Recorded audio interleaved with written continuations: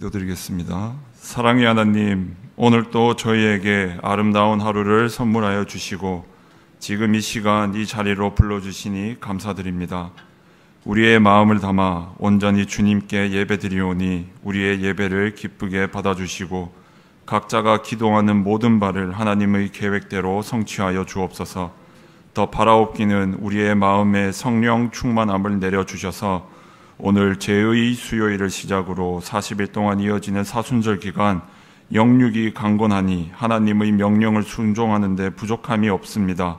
이 모든 것이 나를 죄에서 구원하여 주신 예수님의 은혜입니다. 고백하는 삶이 되도록 인도하여 주옵소서. 예수님의 고난에 동참하고자 노력하는 저희와 항상 함께 계실 것을 믿으며 우리의 구원자 되시는 예수 그리스도 이름으로 기도드립니다. 아멘. 오늘 우리에게 주신 본문 말씀은 누가복음 15장 28절에서 30절까지의 말씀입니다. 누가복음 15장 28절에서 30절까지의 말씀입니다. 제가 봉독하도록 하겠습니다. 그가 노하여 들어가고자 하지 아니하거늘 아버지가 나와서 고난되 아버지께 대답하여 이르되 내가 여러 해 아버지를 섬겨 명을 어김이 없거늘 내게는 염소 새끼라도 주어 나와 내 벗으로 즐기게 하신 일이 없더니 아버지의 살림을 창녀들과 함께 삼켜버린 이 아들이 돌아오매 이를 위하여 살찐 송아지를 잡으셨나이다. 아멘. 왼쪽에 해설을 읽도록 하겠습니다. 탕자 비유에 나오는 첫째 아들은 둘째와는 정반대되는 한마디로 엄친하였습니다. 그는 아버지의 명을 어겨 불순종한 일도 단 한 번도 없었고 아버지의 재산도 조금도 축내지 않았으며 일도 종들보다 더 열심히 했습니다. 그런데 그는 왜 이렇게 살았을까요? 그것은 아버지한테 사랑받기 위해서, 인정받기 위해서입니다. 그런데 그것은 반대로 말하면 아버지의 사랑을 느끼지 못하고 있다는 증거이기도 합니다. 곧 그는 아주 작은 것 하나라도 잘못하면 둘째처럼 실망을 끼치게 될지 모른다는 생각에 두려워하고 있었던 것입니다. 그리고 둘째가 나간 후에도 그 동생을 하염없이 기다리는 아버지의 모습을 볼 때마다 혹시 자기가 뭘 못 채워드려서 그런 게 아닌가 고심하고 더 열심히 했던 것입니다. 그러던 어느 날 여느 때와 같이 늦게 일하다가 돌아오던 첫째 아들은 동생이 돌아왔고 아버지가 그를 위해 잔치를 베풀었다는 소식을 듣고는 그동안 쌓였던 분노가 터지게 되었습니다. 집에 들어가지 않으려는 그를 설득하러 나온 아버지를 향해서도 미친 듯이 항의했습니다. 하지만 정확하게 말하면 아버지가 첫째에게 염소 새끼 잡는 것을 허락한 것이 아니라 그가 스스로 아버지께 염소 새끼 한 마리도 잡아달라고 요구하지 않았던 것입니다. 왜 그는 염소 새끼 한 마리도 구하지 못했을까요? 그 이유는 아버지께 무언가를 구하기가 너무 힘들었기 때문입니다. 달라스 윌라드는 기도는 내가 원하는 것을 하나님께 요청하는 것이라고 정의했습니다. 물론 기도란 결코 내가 원하는 것만 요청하는 것은 아닙니다. 그럼에도 기도란 내가 원하는 것, 나의 관심사를 구하는 것이 맞습니다. 왜냐하면 우리는 하나님의 자녀이고 하나님은 우리의 모든 것에 관심이 있는 아빠이기 때문입니다. 그런데 첫째는 이런 말을 들으면 뭔가 거북스럽고 부도덕하고 유치하게 느껴지고 그래서는 안 된다고 소리치고 싶어집니다. 그는 하나님 아버지는 자기의 사소하고 자질구레한 일로 귀찮게 해드리기에는 너무 귀하신 분이고 바쁘신 분이고 너무 피곤하신 분이고 또 너무 두렵고 거룩한 분이라고 생각합니다. 그래서 하나님께는 그런 기도를 드리면 안 되고 뭔가 훌륭하고 의미 있고 고귀한 것만을 구해야 한다고 생각합니다. 하지만 이런 생각이야말로 기도를 무겁게 만드는 것이며 이처럼 기도가 십자가를 지는 고통이니 그는 아무것도 구하지 못했던 것입니다. 그 결과 첫째의 삶은 아들이 아니라 종보다 못한 것이었으며 마음은 좁아져 가장 가까운 동생 하나도 품을 수 없는 사람이 될 수밖에 없었던 것입니다. 지금 당신이 기도가 죽고 분노에 가득 차 있는 첫째라면 하나님께 염소 새끼를 구하고 나아가야 합니다. 풍성하신 아버지는 반드시 주실 것입니다. 그것이 비록 유치한 것이라도 구하십시오. 여러분이 생각하는 것보다 훨씬 더 너그럽게 주실 것입니다. 하나님은 우리가 전능하시고 거룩하신 하나님이라고 고백하는 것보다 좋으신 아빠라고 간증하는 것을 더 듣고 싶어하는 분입니다. 첫째는 어른 인체하는 아이입니다. 그래서 아버지를 위하느라고 돕느라고 헤아리느라 명을 한 번도 어기지 않았고 자기를 위해서는 염소 새끼 하나도 필요 없는 것처럼 마치 자기는 아무것도 필요하지 않은 것처럼 행동하고 있지만 내면에는 사랑에 굶주린 아이가 너무나도 사랑을 절실히 필요로 해서 울고 있는 아이일 뿐입니다. 그러나 아버지께서 첫째에게 원하시는 모습은 어른 인체하는 아이가 아니라 당당하게 염소 새끼를 구할 수 있는 기쁜 아이입니다. 아래쪽에 있는 질문도 이어서 살펴보도록 하겠습니다. 첫 번째 질문, 첫째 아들에게 기도를 어렵게 하는 선입견과 그 결과는 무엇입니까? 왼쪽 해설을 찾아보면 쉽게 알 수 있습니다. 기도를 어렵게 하는 선입견은 하나님께는 뭔가 훌륭하고 의미 있고 고귀한 것만을 구해야 한다는 생각입니다. 그리고 그러한 선입견의 결과는 첫째의 삶은 아들이 아니라 종보다 못한 것이었으며 마음은 좁아져 가장 가까운 동생 하나도 품을 수 없는 사람이 될 수밖에 없었습니다. 다음으로 두 번째 질문입니다. 두 번째 질문은 내가 구할 염소 새끼는 무엇입니까? 이것은 해설에 나오지 않는 부분인데요. 염소 새끼가 너무 작고 하찮아서 이런 거를 공유해도 되나 싶어서 쑥스러우실 수도 있겠지만 저는 조심스럽게 저의 염소 새끼 한 마리를 지금 나눠보고자 합니다. 제가 초등학생 때까지만 하더라도 키 순서대로 줄을 세우곤 했었습니다. 키 순서대로 번호를 매기기도 했고, 근데 당시에 저는 키가 좀 작은 편이었기 때문에 제 뒤에 다른 친구들이 많았습니다. 그래서 저는 그 친구들을 뒤돌아보며 나도 저렇게 커야지 생각하고 우유를 많이 마시고 아침마다 성전에 나와서 꼭 기도했습니다. 제발 185cm까지만 키게 해주세요. 그렇게 열심히 기도를 했었습니다. 성도님들께서 보시기에 어떻게 제가 염소 새끼 한 마리로 잔치를 벌인 것 같습니까? 결과적으로 봤을 때는 그렇지 않습니다. 제가 지금 182.2 정도? 그 정도 컸습니다. 그래서 어디 가서 작다는 소리를 들을 정도는 아니긴 한데 그래도 아직 2.8cm가 부족합니다. 저는 아직 믿고 있습니다. 지금 30살이 넘었지만 하나님께서 2.8cm를 채워주실 거다. 굳게 믿고 있습니다. 혹시 그게 아니더라도 하나님께서는 눈에 보이지 않는 키, 제 마음의 키를 키워주실 수도 있는 분이니까 저는 항상 기도하며 나아가고 있습니다. 여러분들께서도 그런 염소 새끼 한 마리 정도는 키웠으면 좋을 것 같습니다. 앞서 두 개의 질문과 그에 대한 답을 살펴보았는데요. 오늘 읽은 해설에는 한 가지 오해의 여지가 있습니다. 첫째 아들의 행동이 그럴 만한 이유가 있었구나. 조금 합당한 것처럼 보일 수 있는데 전혀 그렇지 않습니다. 이 사실과 연관하여서 첫 번째 질문에 대해 조금 더 깊이 알아보겠습니다. 첫째 아들의 기도를 어렵게 하는 선입견에 대해서 교재에서는 아까도 살펴봤다시피 하나님께 먼과 훌륭하고 의미 있고 고귀한 것만을 구해야 한다는 생각이라고 답하지만 오늘 본문 말씀을 여기 28절부터 30절까지가 아니라 15장 전체로 확대해서 묵상해보면 거기에 다른 의미가 숨겨져 있다는 것을 깨닫게 됩니다. 오늘 본문 말씀은 잃은 아들을 찾은 아버지 비유 이야기입니다. 그 중에서도 결말 부분에 해당합니다.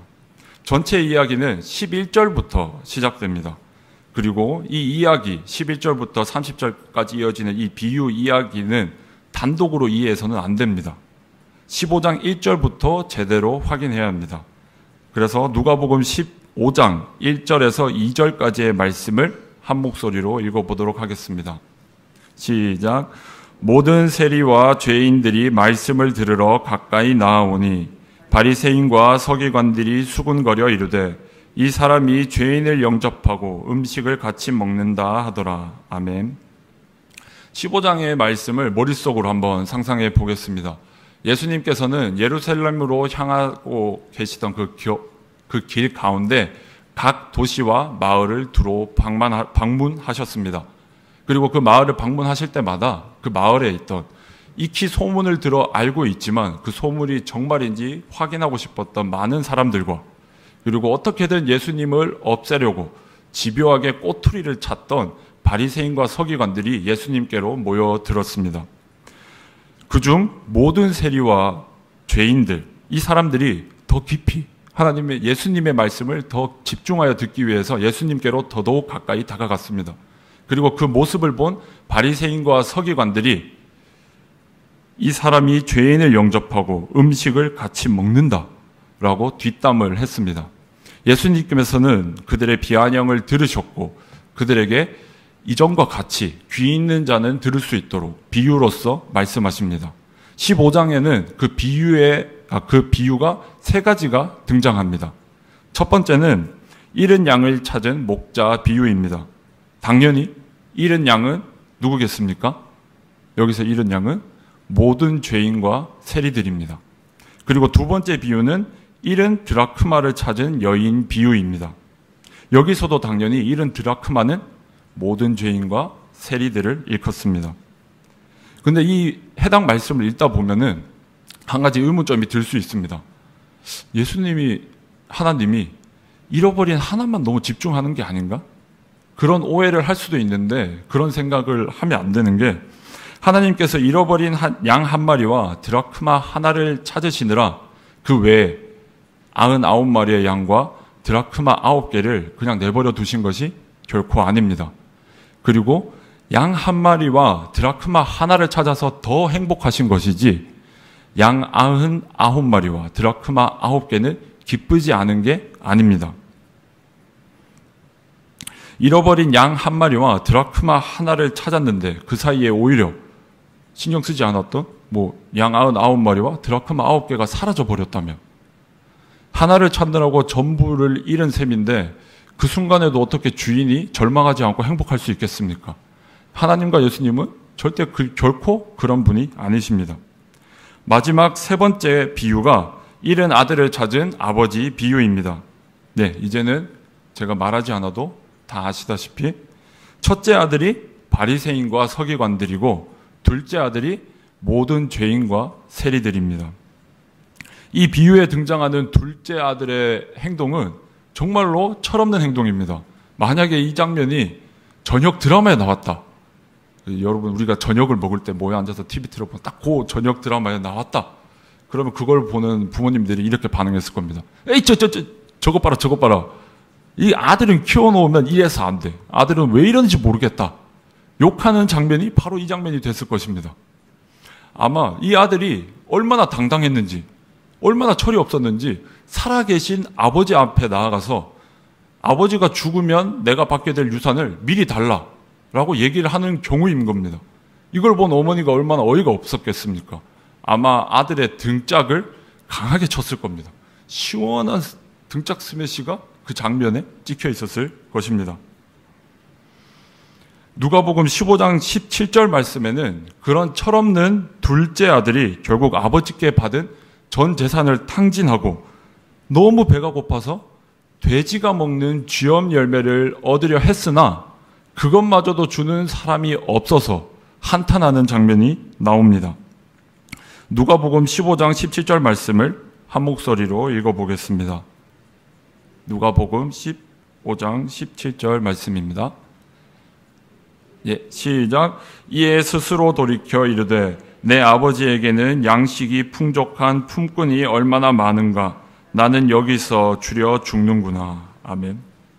여기서 스스로로 번역된 단어는 헬라어로 에이스 헤아우톤이라는 단어인데 요게 가지는 의미는 자기 자신에게로라는 뜻입니다. 이는 그가 비참해진 후에야 비로소 자신의 참모습을 객관적으로 성찰할 수 있게 되었으며 자신이 얼마나 큰 잘못을 저질렀는지 인식하게 되었음을 말해줍니다. 결과적으로 17절에서 말하고자 하는 회개는 상실했던 자기 자신의 참모습으로 되돌아가는 것입니다. 그리고 끝에 나오는 죽는구나로 번역된 단어는 아폴리마이라는 단어입니다. 이 단어는 길을 잃다라는 뜻도 포함하고 있습니다. 그리고 이 단어의 원형은 동사 아폴리미라고 하는데 이 단어가 어디에서 쓰였냐? 4절, 8절에서 쓰였습니다. 4절, 8절에 보면은 양 한 마리가 길을 잃어버린 양 한 마리 할 때 그 잃은, 그리고 잃어버린 드라크마 하나 할 때 그 잃은, 그 부분에 사용한 단어가 바로 이 아폴리미라는 단어입니다. 즉 둘째가 이제는 모든 것을 탕진하고 잃어버린 길 잃은 잃어버린 양 한 마리와 그리고 잃어버린 드라크마 하나, 그것과 같은 처지가 됐다는 것을 의미합니다. 혹시 우리도 하나님께 받은 은혜와 축복에 취해서 기도를 잊고 때로는 찬송을 잊고 혹은 말씀 있는 것을 잃고 그리고 예배를 잊은 채 살고 있진 않은지, 잃어버린 양 한 마리, 잃어버린 드라크마 하나를 애타게 찾으시는 하나님을 기억하며 자기 자신에게로 되돌아가기를 간절히 소망합니다. 다음으로 누가복음 15장 18절 말씀을 한 목소리로 읽어보겠습니다. 시작. 내가 일어나 아버지께 가서 이르기를 아버지, 내가 하늘과 아버지께 죄를 지었사오니. 아멘.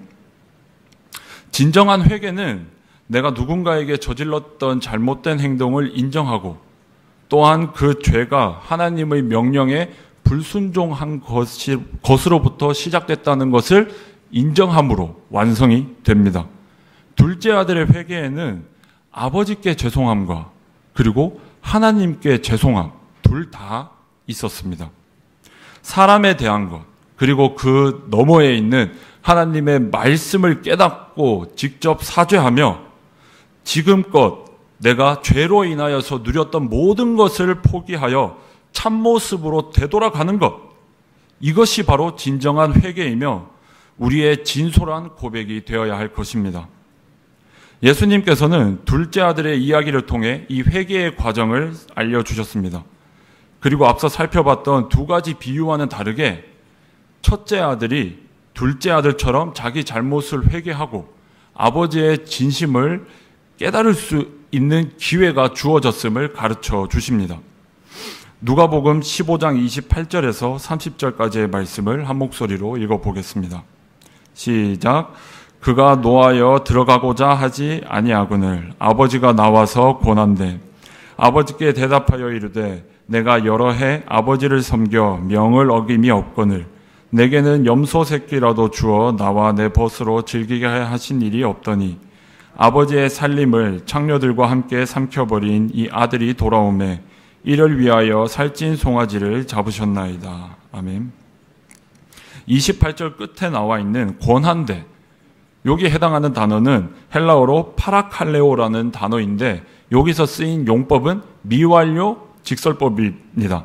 즉 아버지가 이게 완료된 행위가 아닌 겁니다. 아버지가 화가 난 아들을 마주쳤을 때 똑같이 윽박지르며 아들과 같이 화를 낸 것이 아니라 오히려 첫째가 화를 가라앉히고 잔치에 참여할 수 있도록 아들의 화가 가라앉을 때까지 차분하게 계속해서 위로하고 설득했다라는 의미입니다.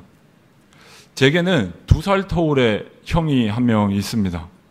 지금은 가장 친한 친구 사이이긴 한데 제가 중학생 때까지만 하더라도 피 터지게 싸웠었습니다.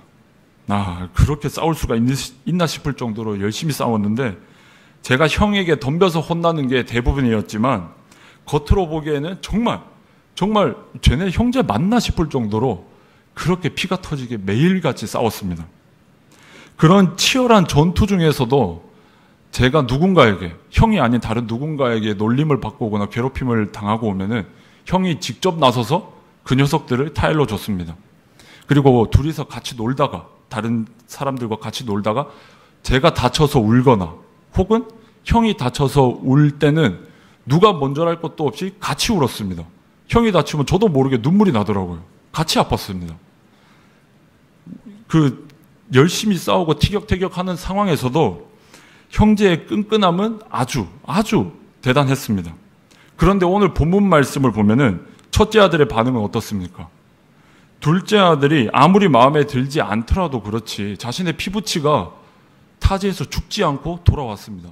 살아 돌아왔는데 문 앞에 서서 아버지께 버럭 화를 내면서 때를 씁니다. 되려 적반하장의 태도로 죄인인 둘째 아들을 아무런 질책 없이 받아주고 심지어 잔치까지 열어준 아버지께 모든 잘못을 뒤집어 씌웁니다. 설교 시작 시 제가 말씀드렸던 오해의 여지가 있다고 했던 곳이 바로 여기입니다. 첫째 아들이 아버지께 염소 새끼를 구하지 않은 것은 어떠한 이유로도 합당화할 수 없습니다. 만약 교재 해설처럼 해석하게 된다면 마치 한 달란트 받은 사람의 행동이 타당하다고 여기는 것과 같습니다. 마태복음 25장 24절에서 27절까지의 말씀을 한 목소리로 읽어보겠습니다. 시작. 한 달란트 받았던 자는 와서 이르되 주인이여 당신은 굳은 사람이라 심지 않은 데서 거두고 해치지 않은 데서 모으는 줄을 내가 알았으므로 두려워하여 나가서 당신의 달란트를 땅에 감추어 두었었나이다. 보소서 당신의 것을 가지셨나이다. 이 주인이 대답하여 이르되 악하고 게으른 종아 나는 심지 않은 데서 거두고 해치지 않은 데서 모으는 줄로 내가 알았느냐. 그러면 내가 마땅히 내 돈을 취리하는 자들에게나 맡겼다가 내가 돌아와서 내 원금과 이자를 받게 하였을 것이니라 하고. 아멘. 사랑하는 성도 여러분, 이번엔 질문을 바꿔보겠습니다. 하나님께 훌륭하고 의미 있고 고귀한 것만 구하면 안 됩니까? 아닙니다. 만약 교재 해설처럼 첫째 아들이 정말로 하나님께는 염소 새끼를 구하면 안 되고 위대하고 훌륭하고 의미 있고 고귀한 것만을 구해야 된다라고 생각을 했다면 그거라도 구해야 했습니다. 첫째 아들의 억울함은 당연히 이해됩니다. 하지만 첫째 아들이 정말로 아버지를 생각하는 사람이라면 아버지께 화를 낼 게 아니라 둘째 아들을, 동생을 타일렀어야 합니다. 그동안 가만히 지켜보고 있었을 게 아니라 둘째 아들의 잘못에 대해 정중하게 항의하고 아버지께 자신이 바라는 바를 진중하게 말했어야 합니다. 첫째 아들의 눈에는 둘째 아들을 보내고 안타까워하시는 아버지의 모습, 그리고 아들을 애타게 기다리는 아버지의 모습이 보이지 않았던 걸까요? 첫째 아들의 잘못은 아무것도 구하지 않은 것입니다. 다시 말해 기도를 어렵게 만드는 선입견이라는 것은 그저 핑계일 뿐이고 애초에 구할 마음조차 없었던 것이 문제입니다. 기도하지 않고 찬송하지 않고 말씀을 읽지 않고 예배드리지 않는 그것에는 그 어떠한 핑계도 있을 수 없습니다. 일어나서 2분, 자기 전에 2분, 식전에 2분, 식후에 2분, 걸어 다닐 때도, 그리고 화장실에 앉아 있을 때도 시간은 충분합니다. 기도하고 찬송하고 말씀 읽은 시간은 우리에게 충분히 주어져 있습니다. 단지 하루도 빠짐없이 하나님을 잊지 마십시오. 내가 누리는 모든 것에 감사하는 일상이 되길 간절히 소망합니다. 2022년 다니엘 기도회 때 이런 설교 내용이 있었습니다. 마르다는 예수님이 아닌 마리아에게만 집중하다 보니까 예수님의 말씀과 자신의 자발적인 봉사는 까먹고 일하지 않는 마리아만 질투하게 되는 것이다. 바리새인과 서기관들로 비유되는 첫째 아들이 딱 이런 상황이라고 생각합니다. 바리새인과 서기관들은 유대 종교 지도자로서 높은 지위와 신분을 지니고 율법에 대한 해석권도 지니고 있었습니다. 그로 인해 그들은 이미 존경과 부러움의 대상이었으나 자신들에게 주어진 특권에 감사하기보다는 기득권조차 가지고 있지 않았던 죄인과 세리들을 정죄하며 멸시했습니다. 심지어는 하나님의 은혜로 들어가려는 것을 배척했습니다. 양 99마리가 안전한 울타리에서 편안하게 풀을 뜯고 있는데 주인이 길 잃은 양 한 마리를 찾고자 먼 길을 떠나려고 할 때 이 양 99마리가 주인이 가지 못하게 막는 꼴, 딱 그 꼴이 이런 상황입니다. 첫째 아들의 말처럼 자신이 평소 아버지의 마음을 이해하려 노력하며 그리고 종처럼 아버지의 명을 어김없이 순종하고자 노력했다면 과연 아버지께 버럭 화를 낼 수 있었을까요? 첫째 아들에게 상황을 설명해 줬던 종이 있습니다. 이 종도 아버지에게 그런 소식을 들었을 때, 둘째 아들이 찾아왔는 그 모습을 봤을 때 첫째 아들과 똑같은 반응을 보였을까요? 누가복음 15장 24절 말씀을 한 목소리로 읽어보겠습니다. 시작. 이 내 아들은 죽었다가 다시 살아났으며 내가 잃었다가 다시 얻었노라 하니 그들이 즐거워하더라. 당장에라도 놀라며 뛰어들어가 둘째 아들에게 크게 호통치고 그간의 잘못을 지적한 뒤 잘 돌아왔다. 그래도 살아 돌아왔으니 다행이다. 아버지가 그동안 너를 위해서 얼마나 애타게 걱정하고 기다렸는지 아느냐. 첫째 형이라면 동생을 그렇게 안아주어야 정상이건만 그렇게 하지 못했다는 것은 지금 첫째 아들의 마음의 중심에는 아버지에 대한 두려움도 아니고 그간 동생으로 인해서 고생 꽤나 했던 가족들에 대한 억울함도 아니고 그리고 어렵게 버렸으나 허무하게 날려버린 재산에 대한 걱정도 아니었습니다. 오로지 둘째에 대한 증오와 질투심으로 가득한 모습을 보였습니다. 감히 허랑방탕하게 놀고 먹은 너 따위가 아들 대우를 받아? 절대 용납할 수 없다라는 그 분노가 가득했습니다. 자기가 누리고 있는 것도 전부 아버지의 덕인데 그리고 이미 그것만으로도 충분한데 고작 분노 때문에 눈이 가려져 감사를 잊고 아버지의 뜻을 무시한 것입니다. 심지어 죽다 살아난 사람이 받은 것, 그것까지 빼앗으려고 한 것입니다. 고등부에서 제가 담당하고 있는 고등부에서 사용하는 교재가 청소년 매일 성경이라고 하는데 그것도 요 GT 교재처럼 큐티 책입니다. 그 큐티 책에는 이런 내용이 기록되어 있습니다. 거룩한 맹세만 강조하고 자비와 긍휼을 잃어버린 신앙은 공격적입니다. 자비와 긍휼을 잃어버린 신앙은 공격적일 수밖에 없습니다. 우리의 눈을 들어 다시금 하나님을 봐야 합니다. 내 마음에 질투와 증오와 분노가 가득한 것은 아닌가? 내가 받은 것을 보지 못하고 도대체 무엇을 보고 있는 것인가? 다시금 기도로, 찬양으로, 말씀으로, 예배로 회복하시기를 간절히 소망합니다. 우리의 기도와 회개를 방해하는 것은 나의 중심에서 하나님을 밀어내고 나의 참모습을 덮어버리는 모든 헝겊들입니다. 기도와 찬송과 말씀과 예배로서 그 모든 헝겊을 걷어내시기 간절히 바랍니다.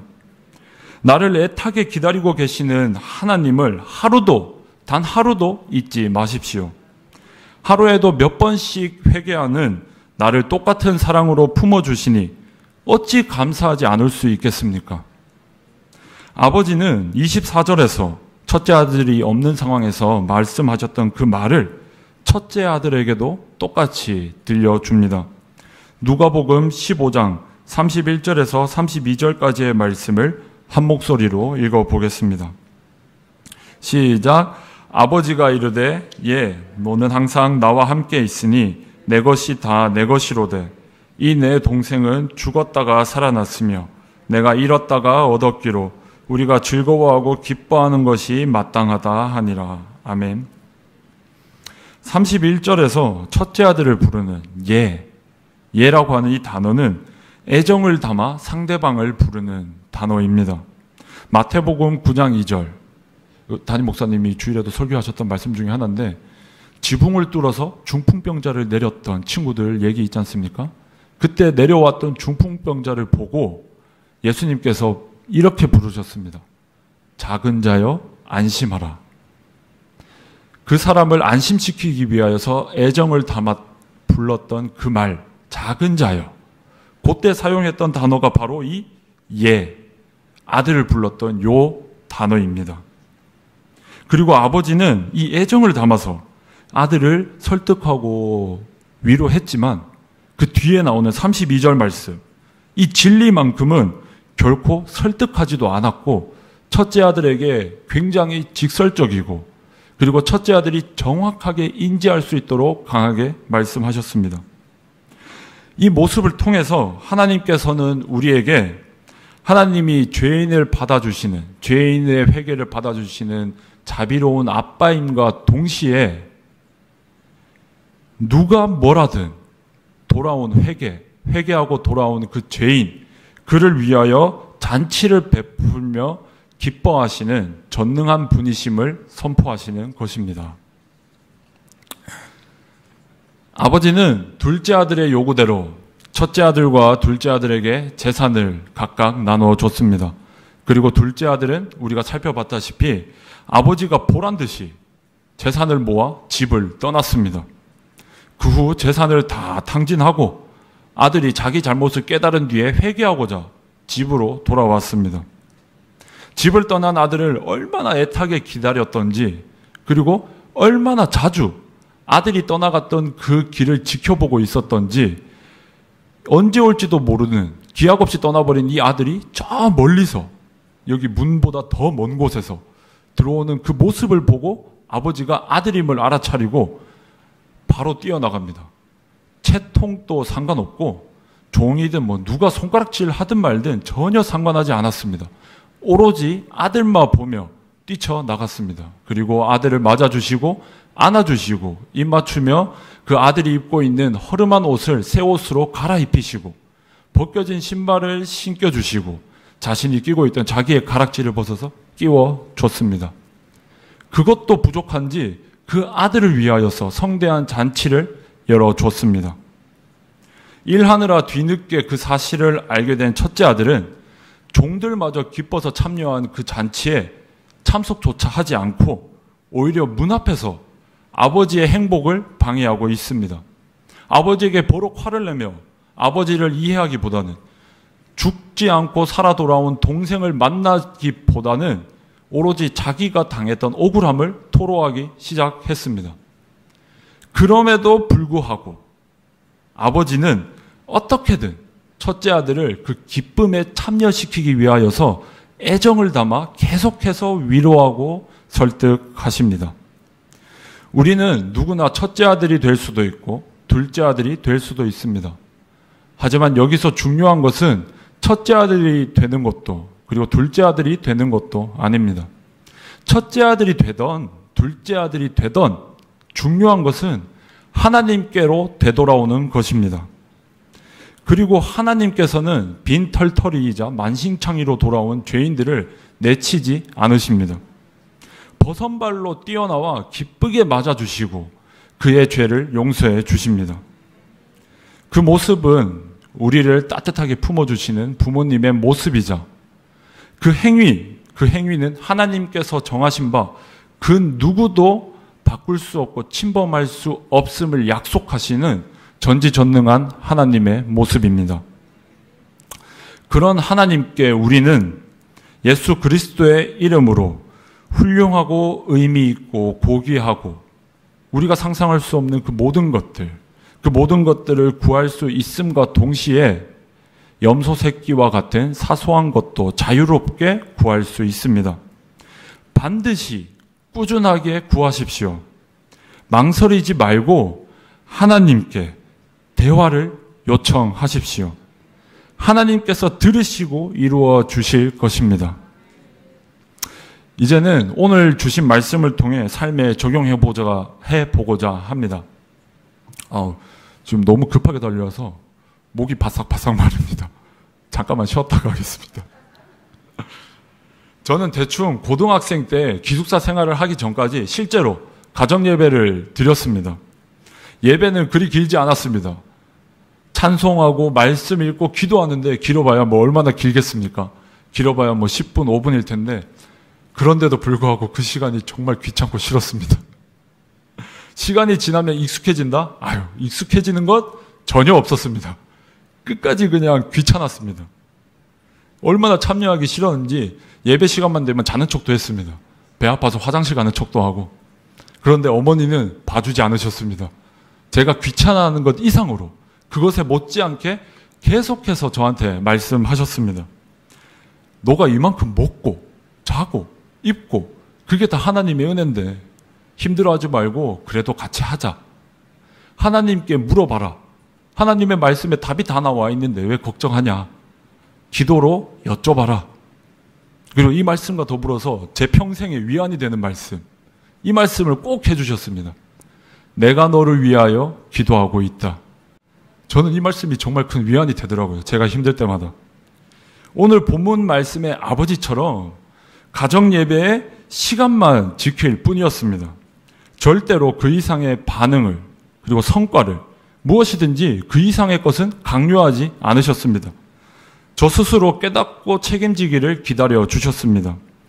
누구나 꿈꾸는 이상적인 가정예배의 모습은 아니어서 그저 의미 없는 시간 낭비로 보일지 몰라도 제가 한 해씩 나이를 먹고 이런저런 일을 겪으면서 마음이 위태로울 때 아니면은 선택의 갈림길에 섰을 때 아니면 제가 죄의 상한선을 넘어서려고 할 때 그런 중요한 순간마다 기적처럼 어머니께서 제게 해주셨던 이 말씀들이 저를 인도해 주셨습니다. 둘째 아들을 보십시오. 그 철없던 청반직축 그 아들 녀석이 아버지의 기다림과 기도로 인해서 자기의 죄를 깨닫고 회개하고 집으로 돌아왔습니다. 이걸 누가 예상했겠습니까? 저는 현재 세상의 가치관으로 판단하자면 그냥 능력 없고 돈 없고 가진 것도 없고 기타 잘하는 것도 없고 기타 등등 이 나이가 되도록 아무런 자랑할 걸 이뤄보지 못한 그저 그런 사람일 뿐입니다. 어떻게 보면 극단적으로 표현하자면 패배자라고 볼 수도 있습니다. 하지만 어머니의 기도대로 저는 말씀을 벗어나지 않으려고 애쓰고 하나님 앞에 기도하며 살려고 노력하고 자기의 잘못을 회개할 줄 아는 하나님의 일꾼으로 세워졌습니다. 저는 그 누구보다 저의 삶에 감사합니다. 그리고 만족합니다. 또한 부모님을 존경하고 사랑합니다. 저도 인간인지라 지금껏 살면서 저와 전혀 다른 모습들, 그런 생활 환경에서 살고 있는 사람들을 보면 마냥 부러웠습니다. 하지만 저는 그 순간에도, 그리고 그 외에 어떤 순간에도 저의 가정 환경과 저의 인생을 부정하거나 후회해 본 적은 단 한 번도 없습니다. 사랑하는 성도 여러분, 여러분들이 보시기에는 제 삶이 제가 가정예배의 해피엔딩을 향해 잘 가고 있는 것 같습니까? 결코 급해지지도, 그리고 욕심을 갖지도 마십시오. 도깨비 방망이를 원해서 우리가 예배 드리는 게 아니지 않습니까? 둘째 아들을 기다리고 첫째 아들을 위로하던 아버지의 마음으로 하나님께 맡기십시오. 자랑할 게 제가 자랑할 거라고는, 제가 자랑할 것이라고는 거짓 없는 신앙일 뿐이지만 저의 경험을 바탕으로, 그리고 저의 인생을 바탕으로 지금 이 자리에서 딱 한 가지를 보장하겠습니다. 대장장이가 철을 두드리고 당금질을 해내는 시간이 길어지면 길어질수록 더 단단한 물건이 탄생하는 것처럼 여러분도 그저 묵묵히 가정 예배를 지켜내십시오. 그러면 담임 목사님께서 강조하셨듯이, 그리고 부목사님들께서 설교하셨듯이 아이들의 마음과 여러분들의 가정에 그 어떤 환란 풍파도 막아낼 하나님산 천국 방파제가 세워질 것입니다. 가정의 불화로 인해 끔찍한 사건 사고가 끊이지 않는 이 시대 속에서도 우리의 가정에는 조금 무심한 듯 하지만 따뜻한 사랑이 지켜질 것입니다. 하나님께서는 우리의 필요를 아시고 우리를 사랑하시사 우리의 죄를 용서해 주시고 버선발로 맞아 주십니다. 그런 분께 우리의 기도를 하고 우리의 간절한 마음을 올려드리는데 하나님께서 무시하지 않을 것입니다. 우리의 삶 속에 찾아오셔서 우리를 지켜주시고 우리를 이끌어 주실 것입니다. 그것을 간절히 믿고 바라고 그저 묵묵히 우리에게 주어진 삶을 지켜내십시오. 그러다 보면은 하나님께서 우리에게 복과 은혜를 내려주실 것입니다. 이번 주 구역 모임 때 활용할 나눔 질문입니다. 1번, 나의 중심에는 하나님을 밀어내는 핑곗거리가 무엇인지 나눠봅시다. 그리고 1번 답과 연결하여 2번, 오늘 본문 말씀을 통해 배우게 된 하나님은 어떤 분인지 나눠봅시다. 이 말씀을 가지고 구역 모임 때 같이 나눠보셨으면 좋겠습니다. 아까도 말했다시피 조금 염소 새끼에 대해서 나누는 게 너무 사소해서 조금 걱정하실 수도 있지만 전혀 그렇지 않습니다. 원래 염소 새끼 한 마리로 큰 잔치를 벌일 수 있듯이 우리가 그 사소한 거를 나누다 보면은 마음이 열리고 그러다 보면은 더 깊은 대화로 이어질 수 있을 것이라고 생각합니다.